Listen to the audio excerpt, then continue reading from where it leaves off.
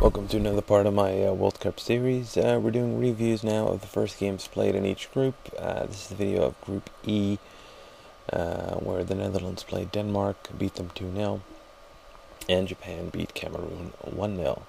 Let's talk a bit about those games now. The Netherlands, of course, were the favorites in this group. They were the favorites against Denmark. I did expect them to possibly have a hard time, but Denmark did very well. They were very well organized. They also pushed the Dutch up the field away from their goal. They dared to put pressure on the Dutch early, which made it difficult for them to play. The spaces were small and they didn't have a lot of time to do anything. And especially in the first half, Van Bronckhorst had some problems with Rommedahl, which was predictable because Van Bronckhorst is getting a bit old and slow, and Rommedahl is a very fast player. Nevertheless, Denmark in the first half had maybe one small chance where Bentner could hit the ball in the 16-yard box, but that's basically it. In the second half, they hardly crossed into the half of the Netherlands. They really did nothing offensively in the second half. But the first half was a close game. Second half, too. But of course, in the first minute of the second half, Simon Poulsen scored an own goal. He tried to head the ball away, but completely mishit it with his head. Then it hit the back of Daniel Agger and it rolled into the goal via the inside of the post. Lucky goal for the Dutch. But nevertheless, that really changed the game, I think, because now, of course, Denmark couldn't just sit back and defend and just say, okay, we're going to go for 0-0. They had to do something, but they couldn't really. But it at least gave the Dutch a little bit more breathing space, and they knew they had the goal, and then they could start playing a little bit more relaxed. What was striking in the first half was that because the Danish pushed the Dutch up the field so much, the Dutch really had trouble breaking through the defense, and that had a lot to do with the wingers, Dirk Kuyt and Rafael van der Vaart, because both were on the wings, but of course they're not traditional wingers. I mean, wingers, generally speaking, they can go one-on-one against a wing-back, get past them, they have speed, and they can get to the touchline and cross the ball into the box. Now, Kuyt lacks the individual skill and speed to really do that. He's a better player when he has a bit more space, when he's both a midfielder and a winger, and he can also get into the 16-yard box close to the striker. But as a really typical deep winger, he's not really the best player. And Van der Vaart, of course, since Robin is injured and Elia is still a bit unexperienced on the highest level, Van der Vaart is a great player. So Van Marwijk, the coach, opted to put him as a left winger or left midfielder. But that's not really his best position. He has no speed, and therefore the game has no depth, and they couldn't really do anything. And this, of course, allowed the wing-backs of Denmark to really push up the field, because they were not worried about leaving space behind the defense, because there was no speed in the Dutch forwards. So this created, I think, the biggest problem. And what we actually saw is that when Elia came into the game, things opened up. He got past his man a few times. He has a great skill on the ball. He's very athletic, very fast. Of course, this changed the game completely, because now Elia made sure that the wing back, at least on that side,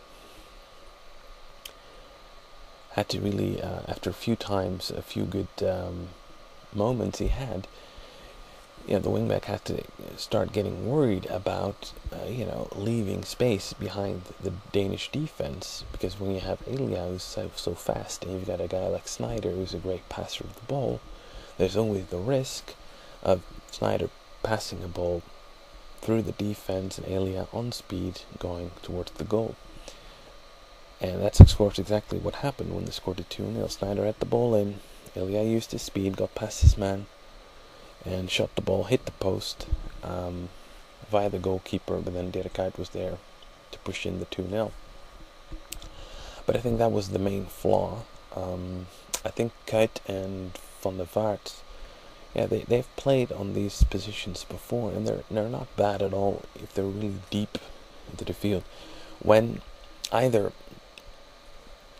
when a defense really defends close to their own goal and there's very little space, then speed becomes less of an issue, depth becomes less of an issue, and it's more about really passing the ball around.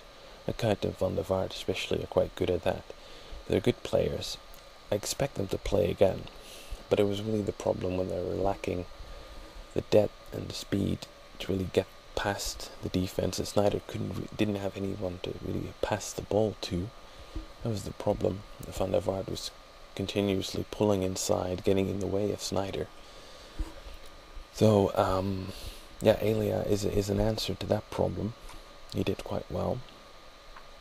And then, of course, when Robin gets fit, he probably won't play against Denmark, but he did train with the group 100% all week. So he's getting fit again.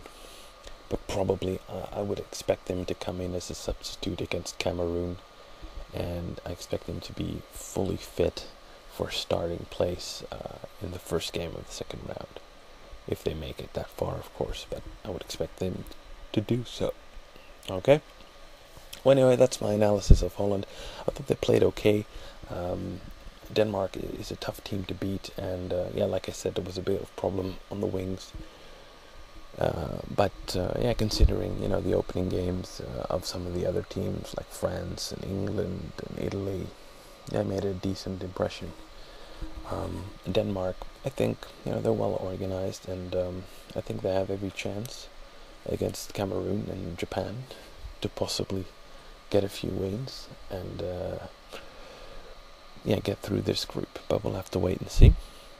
Let's go to the other game, Cameroon against Japan. Now, beforehand, I told you in the preview of Japan that Japan has quite a nice team that passes the ball around quite well, and I expected them to possibly to create problems for an African team like Cameroon. But Cameroon, of course, has the superior speed, superior strength, and the individual skills of a player like Samuel Eto'o. But usually the problem with Japan is that they play nice football, but they never manage to score. And I thought Cameroon, with their strength, they would probably be able to score. I expected Cameroon to win, but I expected it to be a close game. But it was fairly close. Cameroon, with a bit of luck, could have scored the equalizer, but Japan managed to grab the 1-0. There's a good goal by Keisuke Honda, who I expected to be the main man of Japan in the tournament. So far, he's lived up to it.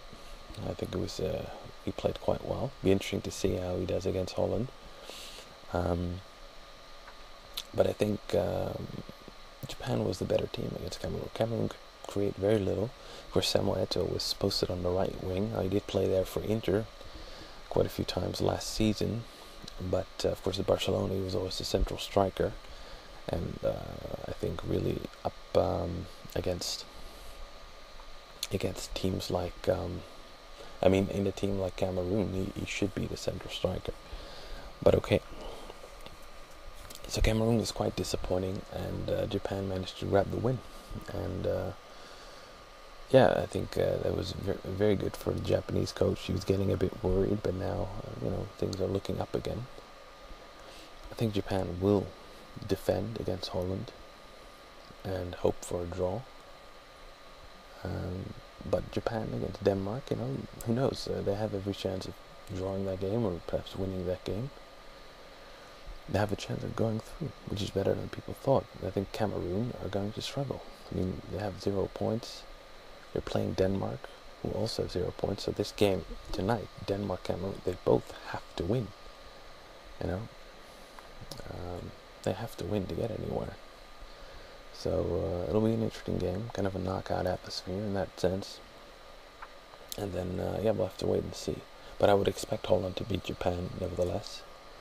And if I'd have to say score, I would say Denmark beats Cameroon tonight.